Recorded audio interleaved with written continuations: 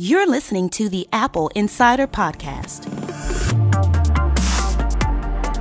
Welcome to episode 5 of our show where we discuss the latest news about Apple, iPhone, iPad, Mac, Apple Watch, and more. Today we'll be talking about Pebble's attempt on taking on the Apple Watch with its new model on Kickstarter. Google acquires Softcard to compete with Apple Pay. Some new Apple patents were awarded that outlines possible collaboration over FaceTime, and more. We have with us this week Apple Insider Senior Editor Mikey Campbell. Thanks for joining us bright and early, Mikey. Thanks. Mikey's got a great podcast voice this morning. And we also have contributing editor, again, Victor Marks with us. Hey, Victor, thanks for being here. Thanks. What broke today? Apple sent out invitations for its March 9th media event titled Spring Forward. This is most likely going to be the big unveiling of the Apple Watch as far as models, pricing, availability, and all that. Hopefully we'll see some other products as well, but we don't have too many details on it. I thought the Spring Forward was... do you guys think it could be a watch, like a nod to being like a spring in a watch? Or am I reading too much into that? I think it's a nod to just timekeeping in general. So okay. You know how you set your watch forward. True. And daylight savings time. I think it's marking the event that iOS is finally going to handle the time change correctly. Yeah, that's what I was thinking. But pipe dream, my friend. Mine's done it pretty well the past couple of years. But yeah, so I mean, obviously it's going to be the Apple Watch. We tweeted out asking what other people are hoping to see, and you know there were rumors that a MacBook Air refresh might be coming, so there's a possibility of that, or maybe an Apple TV refresh. But that's me being hopeful. Now, you guys are still sticking with the different size watches are going to be the same price, huh? We said, as I recall, less than $100 differential. Okay, right. Mikey, you're still sticking to that too? Yeah, I don't know. I'd probably think around 50. Okay. Be a good. I don't know though. Yeah. I think that's what's going to happen. Now, let me ask: are either of you guys going to order this thing when it, for yourself personally when it comes out, when it's available? Depends. I mean, I'd have to check it out first. I don't wear a watch, or I don't wear a smartwatch daily, so it'd have to be fairly amazing for me to slap that thing on my wrist and walk around with it. I'm hoping the event is going to have a lot of demonstrations of app partners and just things that developers have done the past several months that they can really show off in the event to really show people why they would want it. I think what you're going to see is a demonstration of Apple Pay and Apple Pay via the watch, and you're going to see that in conjunction with a reveal on what I'm going with as Apple Store, Apple Retail 4.0. Changing the stores. They're going to refashion the whole stores around this thing, and they're going to also have retail partners that are going to be ready and acknowledge and understand what to do with Apple Watch. So it'll really be about the commerce side of it. Yeah, I could definitely see Apple Pay being shown off. I mean, imagine there's got to be some kind of, whether it's American Airlines or some representative from a third party showing off something, something for that. And maybe also showing us... Well, it was JetBlue that went to Apple Pay only at their counters. Okay, well, there you go. I also imagine that Apple's going to show off more of its first-party apps and services, maybe kind of going more in depth on how it's going to work with the phone and show us the companion app that we featured on the site a while ago. Yeah, I mean, it'll probably follow the similar format to, say, an iPhone launch or something, and maybe they'll bring up a couple of key, devs, or maybe a dev that's not so well known and has something really awesome to show off. But it's interesting that it could be focused around fashion, or at least have some sort of fashion element to it, because they've never done a fashion product before, so maybe they'll take advantage of that this time. Well, that's pretty much what we know for now. March 9th, it's going to be happening. It will be streamed live to both Apple TV and Apple's website in Safari. So you can watch it there. And of course, we'll be covering it live. You can watch for tweets and live blogs and all that. The other big news for today was the FCC voted 3-2 to enforce net neutrality by regulating ISPs and also unleashing municipal broadband restrictions. As like in Tennessee, there were some cable companies that were restricting some broadband access. So this has been in the news a long time, and we talked about it on the site, and there's a feature why net neutrality is important. So this was a big step. There were many reactions. Many of the negative reactions were, of course, from cable companies like Verizon, AT&T, and some of the wireless providers. Shocking. Yes, right, exactly. Well, Verizon responded in a sort of childish manner. They responded with Morse code, and they responded with a release that appeared to have been typed on a vintage typewriter. Right. They're indicating that the regulation that's being used here is from 1934, and that they're mocking that a little bit. AT&T at least responded like adults, right? But it's hard to feel. Some of the negative criticism is valid. This is the same organization that in a couple of months is going to rubber stamp an approval merger between Time Warner and Comcast. So right, this is the same organization that took 12 years to rule on Janet Jackson's wardrobe malfunction. But no, these aren't the same people, though. It's the same organization, but no, they're certainly not the same people. But there's a decent amount of reason to be somewhat skeptical. There's certainly reason to be concerned. Yes, the FCC is now basically overruling state legislation that regulated and forbid municipal Wi-Fi, both in Tennessee, like you said, and in North Carolina. I think the comment that was really interesting was the one from the EFF. And if you've got a second, I'd like to read that if I can. It's pretty brief. Yep, sure, go ahead. The EFF said, for many months, EFF has been working with a broad coalition of advocates to persuade the Federal Communications Commission to adopt new open internet rules that would survive legal scrutiny and actually help protect the open internet. Our message has been clear that the FCC has a role to play, but its role must be firmly bounded. 2 weeks ago, we learned that we'd likely managed the first goal. The FCC is going to do the right thing and reclassify broadband as a telecom service, giving it the ability to make new, meaningful open internet rules. But we are deeply concerned that the FCC's new rules will include a provision that sounds like a recipe for overreach and confusion, the so-called general conduct rule. So they went forward on helping make sure that government had the power to do this thing, but didn't really think ahead about the whole how to bound it, how to fence it in. Yeah, I mean, I'm sure they were thinking ahead. I mean, you have to well, progress, makes strange bedfellows, and with the FCC, there's really not much getting around general sweeping oversight. So it's a good thing, I think, at least for now. We'll see what the FCC does with its escape clause. The good things are no paying for fast lanes and no extortionism from ISPs to both their consumers and the service providers like Netflix and those to use the service. The downside for me is that once you've written regulation, it's hard for regulation to adapt or even allow new things that we don't even envision right now. When regulation says you must provide X, trying to do something different than X is no longer compliant. So you've effectively clamped down on innovation. Yeah, but I mean, looking at cable companies and internet service providers, I mean, they haven't really done much different recently in areas of technology and innovation. So I don't see. Well, yes and no. I mean, we didn't need this for Google to start introducing fiber around. It's not been a roadblock to that beginning movement.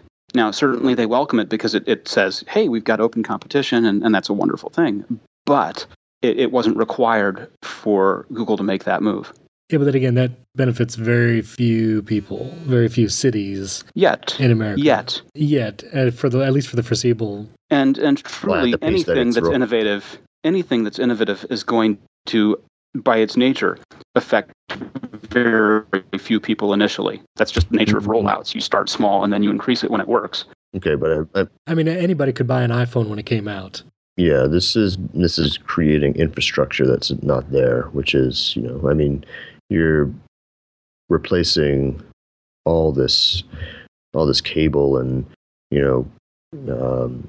with fiber, it's not a easy undertaking. It's not like you're just hopping on networks that have been around for decades. You're building something from scratch. So I don't foresee Google Fiber really making a huge impact on the lives of people in Poughkeepsie anytime soon. Well, that depends if Poughkeepsie has dark fiber there and how willing the locals are for allowing right-of-way. Again, we're talking, when you're talking about things like dark fiber and Google Fiber, you're talking about major metropolitan areas where there's large populations. You're really not. Well, where most places in Florida. You'd be surprised. Now, it's not rural, but right. There's more fiber out there than you know. Well, there's not any by my house. And for a lot of you may be wrong. I'm 100% sure that it's not in my neighborhood. You may be wrong. It'll surprise you, but Time Warner and Comcast and Sprint all have put huge amounts of fiber around, and they're using it for their business customers. They're using it for themselves, but it's there. None of those service providers are in my neighborhood either. Just so you know. I know there's stuff out there, but it's not. It's not amount so not significant. Currently available to you for use yet. Well, I mean, it's definitely not here for end users that I can go buy. I mean, I've checked out enterprise plans with Time Warner, and they use their hybrid version where it goes, fiber to the node, and then from there it goes out on regular copper. So I mean, it's getting there, but they've had that service for quite some time. Of course, they could be dragging their feet because they're kind of the big player in my market. But it would be great if they could just hurry up already. Yeah, and Victor, I appreciate your optimism, and yes, it'd be great if Google Fiber was available everywhere and anyone could get it. But for many of us, myself included, where there is only one consumer option, it's a positive thing. So granted, if there was competition everywhere and there was fiber accessible in 99% or 90% of the country, then maybe these kind of regulations wouldn't be needed. But in a place... But these regulations weren't needed to introduce competition. No, not at all. And I agree with you there. But there's a lot of places where there is no competition. Yes. And especially situations where Comcast also owns NBC, where they own the content creation and the content delivery system. I would be skeptical on what they would do to abuse that in the future. So situations like that, I'm glad there is things like net neutrality where they can help not break the monopoly. So Tuesday, February 24th, it would have been Steve Jobs' 60th birthday. I just wanted to mention that. And Apple CEO Tim Cook was in Germany. He was visiting with a publication over there and also visited a Germany Apple store. And while he was there, he tweeted out remembering Steve Jobs and, of course, tweeted out one of the well-known quotes from Jobs: "The only way to do great work is to love what you do." And I haven't done it in a little bit, but I every once in a while will go back and watch part of a Steve Jobs keynote. There's the famous, obviously, iPhone unveiling, and some of his other keynotes were particularly notable, but would have loved to have seen one live. Did either of you ever have that opportunity? I did not. Victor? I did. You did? Which keynote? I was in New York for Macworld 2001, and it was the great reveal of Flower Power iMac, Dalmatian iMac, and the Quicksilver Power Mac. I'm sure that must have been just a frenetic event, being in the iPhone event. Just amazing. I mean, and Tim Cook and Craig Federighi, they're all doing amazing jobs, doing the keynote ongoing, but there was definitely something unique about Jobs' way of communicating a product. So just wanted to mention that. We have Smartwatch, a bunch of Smartwatch newses. That's not a word. The new Pebble watch. Pebble, if you don't know, they had their Smartwatch e-ink display. It was originally a Kickstarter and was fully funded, and you can get those in stores right now. Well, they're coming out with a new model, Again, hoping to kind of preempt the Apple Watch, get it out there before April. The new Pebble Watch is going to feature a color screen, voice input, and supposedly 7 days of battery life because of the e-ink screen. They put it on Kickstarter seeking $500,000 to complete for pledges, and they have almost $9 million just a day later as we record. So pretty impressive. I don't know, I don't really know anyone personally who owns a Pebble Watch. Do either of you? Yes. We both do. You both own it. You both own it. How often / useful do you find it? I'll take the side. There you have your answer. Yeah. I haven't put it on for months. So that was a deafening silence, as I would say. So I want to stop you right there, Stephen. Yeah. You keep calling this an e-ink display, and I'm positive they're probably referring it to it this way also. But there's a distinction to be made. The original display was not e-ink; it was e-paper. Okay. And I think this may also be e-paper and not e-ink. It is. Yeah, isn't this the Qualcomm display from Talk? It looks like it is, but they haven't said exactly. They haven't released specifics on it.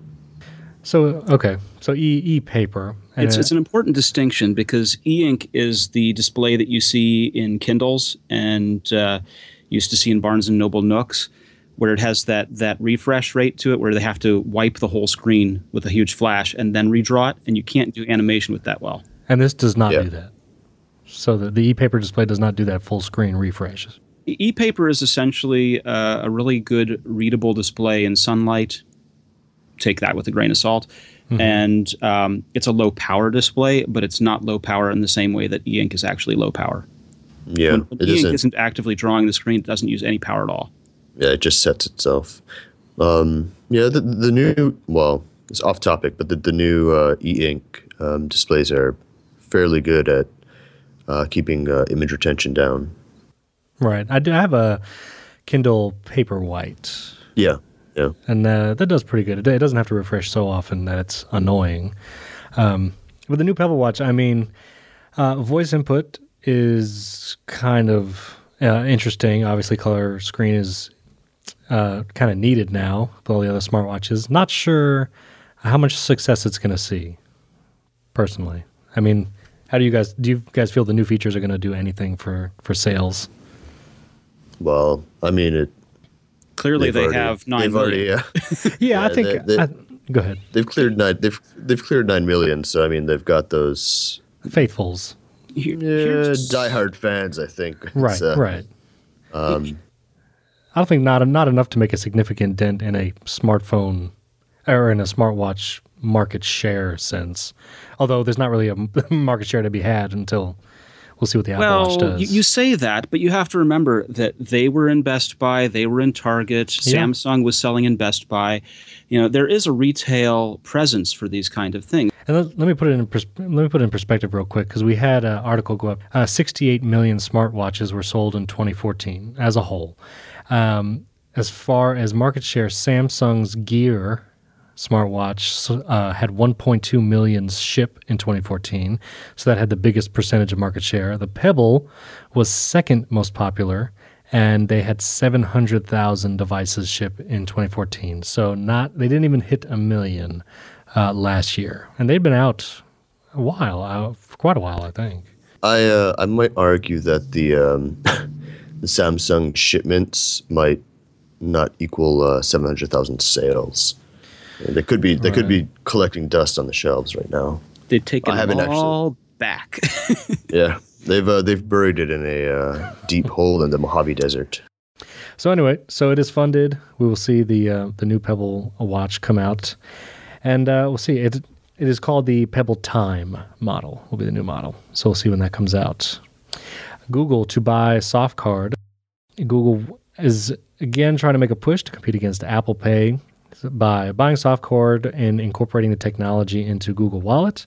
And they've also announced that Google Wallet will be pre-installed on all Android phones 4.4 KitKat and above for AT&T, T-Mobile, and Verizon Wireless. So hoping to have Google Wallet installed as stock on Android phones, plus some of the technology from Softcard. Hoping to get a little push in mobile payments. I will say, as a side note, and again, I'll put all of these links in show notes, and you can read about the Softcard technology and the acquisition. But the way Softcard and NFC works, the credit card data is still stored on a user's SIM card, which is very different than how Apple Pay works as far as security. So just keep that in mind. Oh, the last thing I just wanted to say, in the same vein, Chase announced that over 1 million debit and credit cards have been registered for use with Apple Pay. So I know Google's trying to get in the game, but there's still definitely a lot of, there's some momentum, we'll say, still going for Apple Pay. And with Chase's announcement. So go ahead, Victor. What are you going to say? Well, so Google Wallet used to be a fantastic solution in that the cards were right there and you'd tap on a card and choose which one to pay with and it would work. And the cell phone carriers, I believe, caused them to cripple it and turn it into the thing that it is today or was yesterday, where it's you have a balance and you load your balance and then pay from your balance kind of thing. The cell phone carriers had bought in and tried to make their own payment apps, and I think they were also using Softcard. They were certainly selling it when it was branded as ISIS in their stores. And so this is sort of like the cell phone carriers admitting defeat, giving up, and Google buying in the solution that was already being sold in stores so that they're able to get back in those places. Yeah, I still feel like Google Wallet needs a Touch ID-esque way of paying, because I have a Nexus tablet, Nexus 7, has Google Wallet, NFC, so I can pay with it. But to use Google Wallet, you still have to unlock the device, open the Google Wallet app, enter your 4-digit PIN for Google Wallet to unlock that, and then you can pay. So it's still a significant number of steps more than, say, Apple Pay, and then even again with the Apple Watch when that comes out. Yeah, I made a flowchart of the different paths between Google Wallet and Apple Pay. I'll share it with you, Stephen. We can post it for our readers. Yeah, that'd be great. Yeah. The security aspect of it is very dubious. As in, like, personally, you mean it doesn't matter, or no? It's questionable. It matters, and they haven't done it right. Yeah, from what I hear, Softcard is a lesser solution compared to Apple Pay. I mean, it started out life as a joint project, right, from the by the U.S. carriers. What was it? AT&T, was it also Verizon, I think? I think it was Verizon, yeah. AT&T, T-Mobile, Verizon, and Sprint probably, right? I don't know if Sprint was I don't know if Sprint was involved. Yeah, because Sprint's not going to, their phones are not going to have Wallet pre-installed. They're the only U.S. carrier, major U.S. carrier, not to go with Google on that. Go ahead. Yeah, so I mean, I always question anything that one carrier puts their hands on, let alone 3 of the largest in the U.S. So, I mean, there's obviously going to be some built-in obstacles to getting a user-friendly, secure operating product. Yeah, and I still just think, again, Touch ID is just so simple, and there's a pretty low barrier to entry to set it up. I mean, to have to manually enter credit card info and also to have to unlock both a device and an app to do it, with an Android device. I just still don't see it picking up. Stephen, have you ever taken your Nexus 7 and your iPhone and you held your iPhone near your Nexus 7? Never intentionally. There's a great trick you can do if you hold your iPhone just right over your Nexus 7, where the NFC in your Nexus 7 will trigger your iPhone. Really? To look like there's a Touch ID, there's a payment taking place. Really? Oh yeah, take your Nexus 7, take your iPhone, and swipe your phone over the top of the Nexus 7 tablet, and you'll find the place where the NFC chips are, or the antennas are, when it triggers a Touch ID payment on your phone. That's interesting. I'm still waiting. It's a great parlor trick. I think it would be a great, I use a Square Cash, which is it's a free app, and you can basically send money to other people with no transaction fee. Oh, poor Square. But I mean, to be able to do an Apple Pay from phone to phone, I think would be a great feature. I hope that's something that they implement. I don't know what you guys think about that, but it seems like it's just one step away. So yeah, there were. No, go on, Mikey. Go ahead. No, there were rumors that would be implemented sometime soon, but I think they're still just. I don't know. They don't want to go one step at a time. Right. Right. Let's get this established, then we can do a user-to-user payments, and then we can go and burn all the cash money. I mean, in America, the goal here is what do you do to replace PayPal, right? PayPal is person-to-person payments. It's payments you give people over the internet for things that you buy used, like stuff on forums. If you do all those things, you eat PayPal, you've killed Square. Square missed the boat because Square had issued their new reader, and their new reader didn't have EMV for chip and pin. And at the same time, it had no solution for Apple Pay for NFC. If they had had an EMV reader ready to go, if they'd had NFC in their revised reader, all of the small businesses would be eating them up and they'd be made in the shade. I think Square has announced that they have both of those things coming in 2015. Yes, but late. So late. So late, but I mean, for a small business, what other great options do you have for a low-cost point-of-sale system? There are several. Okay, well, I mean, but I see Square around a lot. Look, so. Yes. But still, all right? But I mean, next. Yeah, well, no, I mean, the thing, you don't replace PayPal with a locked-in one-platform payment solution. I mean, that's just not going to happen. In a heartbeat with a one-platform solution. Well, yeah, Yeah, you probably could, because I mean that's pretty reliant on Apple anyway. I mean, the only time that I've seen businesses using it, granted, I do live in a very not luxurious. Well, I live in an area where stuff like that is not adopted at a high rate. But I mean, they've all used the iPad stand version. So, I mean, they're relying a lot on Apple and Square. I mean, I have seen an Android tablet using a Square reader. That's every kind of once sad. in a while. Yeah. It was very sad. Well, I think that's one of the main reasons why Apple sold the iPad 2 for such a long time, is because, stores like that, if they have their point-of-sale system, and they didn't have Lightning for a long time, as far as the Square stand, to be able to still support those. Yeah. Small business that was not Apple's motivation. Apple's motivation was selling to education. You can't change the SKU on education where they have to buy everything the same for 3 years. That's true. Yeah, a little bit. So anyway, we'll see what kind of momentum Google can pick up with those implementations. The last bit I had on my list was an article that we had go up this week. Apple has a new patent, was awarded a new patent that outlines mobile app data sharing and collaboration over FaceTime, which basically means two or more mobile devices or users using multiple devices can share and interact with the same app data in real time. And mostly what that really looks like is maybe a FaceTime call where you can screen share with another person, which would be great as far as providing support or helping your mom set up her email on the iPad, things like that.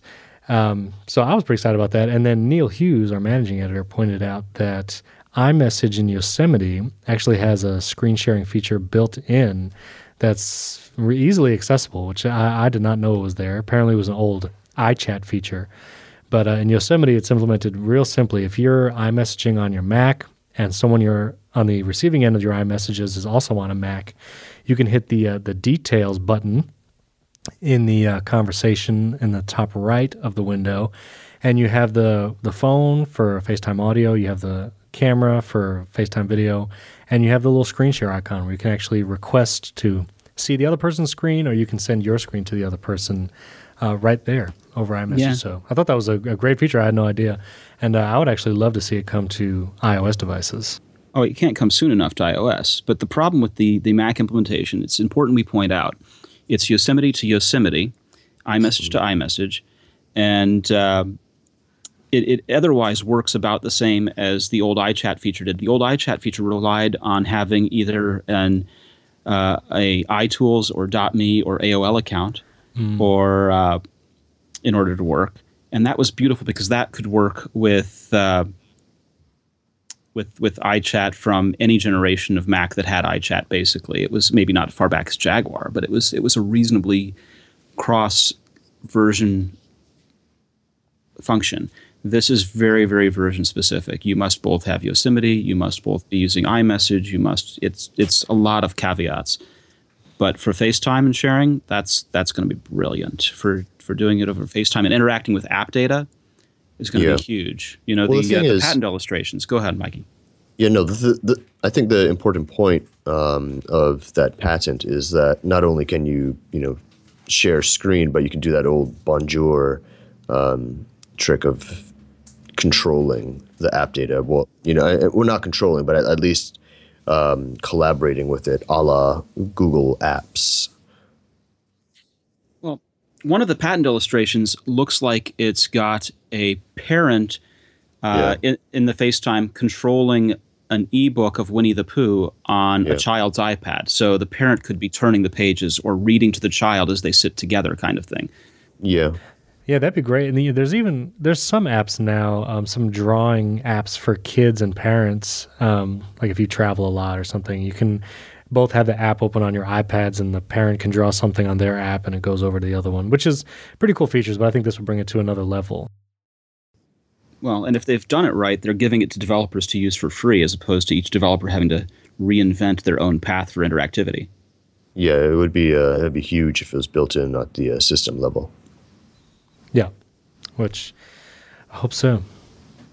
I mean, they could hypothetically use something like an advanced form of share sheets, or how they term it. If they built it in as a continuity feature, then everyone can have their app play. All right. Have you guys ever used Back to My Mac? Well, no. Has that ever worked? I always kind of wanted to. Yeah. I have it on an iMac, and for some reason it just never works seamlessly. I don't know if it's more of my router issues, but I've used it with an Airport Extreme, but it still never. What I ended up doing was turning on screen sharing on the Mac and then forwarding the port at the router and just remotely screen sharing using Apple Remote Desktop kind of stuff, VNC. Yeah. And I use apps like iTeleport and Screens. There you go. Basically, that's VNC. Control. It's the same thing. Yeah, but it'd be great if you could do it built in. Yeah, what? Well, turning on screen sharing is sort of built in. But to be able to do it from an iPad, like I use iTeleport the most, and I could open iTeleport on my iPad and see all my computers listed, and just tap one to access it. So you want Apple Remote Desktop for iOS? Yes. So anyway, if this is one step in that direction, I think that would be great. Mikey, where can people find you on the internet? At Mikey Campbell 81 on Twitter. Very good. And Victor, where can people find you? I'm on the tweets as at VMarks. Great. And you can find me on Twitter at Stephen Robles. Thanks for tuning in every week, and thank you for those who have rated and reviewed our podcast in the iTunes Store. I would encourage you, please go out and tell your friends to listen and rate and review us there. You guys consistently keep us in the top ranking, so we really appreciate it, and we hope that you enjoy the show. So again, subscribe, rate, and review in iTunes. Thanks again for joining us, and we'll see you next week.